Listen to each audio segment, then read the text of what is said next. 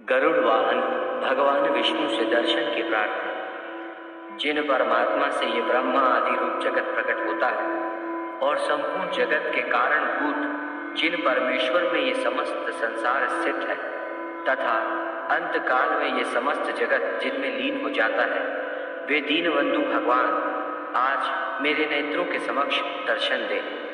जिनके कर कमल में सूर्य के समान प्रकाशमान चक्र, भारी गदा और श्रेष्ठ शंख शोभित हो रहा है, जो पक्षीराज गरुड़ की पीठ पर अपने चरण कमल रखे हुए हैं, वे दीनबंधु भगवान आज मेरे नेत्रों के समक्ष दर्शन दें। जिनकी स्नेह दृष्टि से देखे जाने के कारण देवता लोग ऐश्वर्य पाते हैं और उप दृष्टि के द्वारा देखे जाने से दानव लोग नष्ट हो जाते हैं तथा सूर्य, यम और वायु आदि जिनके भय से भयभीत होकर अपने अपने कार्यों में प्रवृत्त होते हैं, वे दीनबंधु भगवान आज मेरे नेत्रों के समक्ष दर्शन दें। जो जागते हुए पुरुष का दूर चला जाता है और सोते हुए पुरुष का वैसे ही निकट आ जाता है, जो परमात्मा के साक्षात्कार का प्रधान साधन है, जो भूत, भविष्य, वर्तमान, सन्निकृष्ट और व्यवहित पदार्थों का एकमात्र ज्ञाता है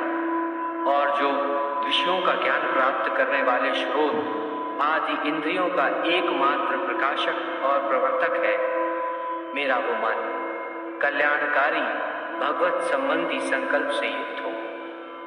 कर्मनिष्ठ एवं धीर विद्वान जिसके द्वारा यज्ञ के पदार्थों का ज्ञान प्राप्त करके यज्ञों में कर्मों का विस्तार करते हैं, जो इंद्रियों को पूर्वज अथवा आत्मस्वरूप है, जो पूज्य है और समस्त प्रजा के हृदय में निवास करता है, मेरा वो मन कल्याणकारी भगवत संबंधी संकल्प से युक्त हो। जो विशेष प्रकार के ज्ञान का कारण है, जो सामान्य ज्ञान का कारण है, जो धैर्य रूप है, जो समस्त प्रजा के हृदय में रहकर उनकी समस्त इंद्रियों को प्रकाशित करता है, जो स्थूल शरीर की मृत्यु होने पर भी अमर रहता है और जिनके बिना कोई भी कर्म नहीं किया जा सकता, मेरा वो मन कल्याणकारी भगवत संबंधी संकल्प से युक्त हो। जिस अमृत स्वरूप मन के द्वारा भूत, वर्तमान और भविष्य संबंधी सभी वस्तुएं ग्रहण की जाती है और जिसके द्वारा 7 होताओं वाला अग्निष्टोम यज्ञ होता है, मेरा वो मन कल्याणकारी भगवत संबंधी संकल्प से युक्त हो। जिस मन में रथ चक्र की नाभि में लगे अरों के समान ऋग्वेद और सामवेद प्रतिष्ठित है तथा जिनमें यजुर्वेद प्रतिष्ठित है, जिनमें प्रजा का सब पदार्थों से संबंध रखने वाला संपूर्ण ज्ञान ओतप्रोत है, वो मेरा मन कल्याणकारी भगवत संबंधी संकल्प से युक्त हो। श्रेष्ठ सारथी जैसे घोड़ों का संचालन और रास के द्वारा घोड़ों का नियंत्रण करता है, वैसे ही जो प्राणियों का संचालन तथा नियंत्रण करने वाला है, जो हृदय में रहता है, जो कभी बूढ़ा नहीं होता और जो अत्यंत वेगवान है, मेरा वो मन कल्याणकारी भगवत संबंधी संकल्प से युक्त हो। ओम असतो मा सद्गमय। हे रुद्र, ये गरुड़ महापुराण विद्या, यश, सौंदर्य, लक्ष्मी, विजय और आरोग्य आदि का कारण है। जो मनुष्य इसका पाठ करता है या सुनता है, वो सब कुछ जान जाता है और अंत में उसे स्वर्ग की प्राप्ति होती है।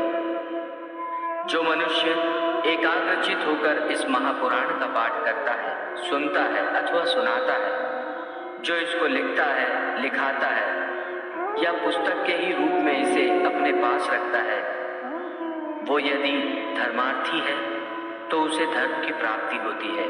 यदि वो अर्थ का अभिलाषी है तो अर्थ प्राप्त करता है। जिस मनुष्य के हाथ में ये गरुड़ महापुराण विद्यमान है, उसके हाथ में ही नीतियों का कोश है। जो प्राणी इस पुराण का पाठ करता है या इसको सुनाता है, वो भोग और मोक्ष दोनों प्राप्त कर लेता है। इस पुराण को पढ़ने वाले एवं सुनने वाले मनुष्य के धर्म, अर्थ, काम और मोक्ष इन चारों पुरुषार्थों की सिद्धि हो जाती है।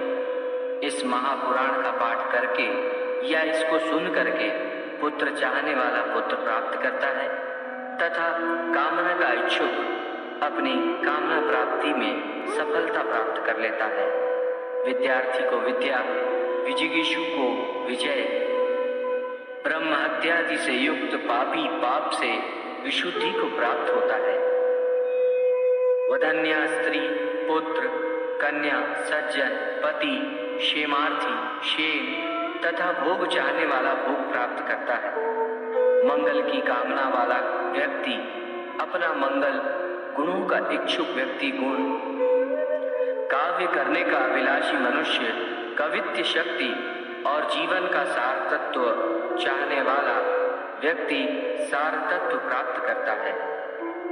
ज्ञानार्थी संपूर्ण संसार का मर्दन करने वाला ज्ञान प्राप्त करता है। हे रुद्र, पक्षी श्रेष्ठ गरुड़ के द्वारा कहा गया ये गरुड़ महापुराण धन्य है। ये तो सबका कल्याण करने वाला है।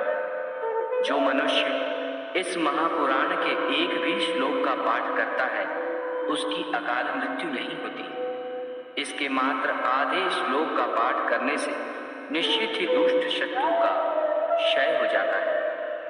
इसलिए ये गरुड़ महापुराण मुख्य और शास्त्र सम्मत पुराण है।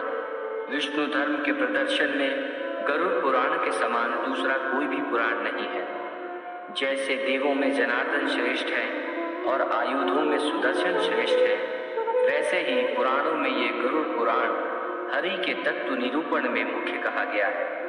इस गरुड़ पुराण में हरि ही प्रतिपाद्य है, इसलिए हरि ही नमस्कार करने योग्य है।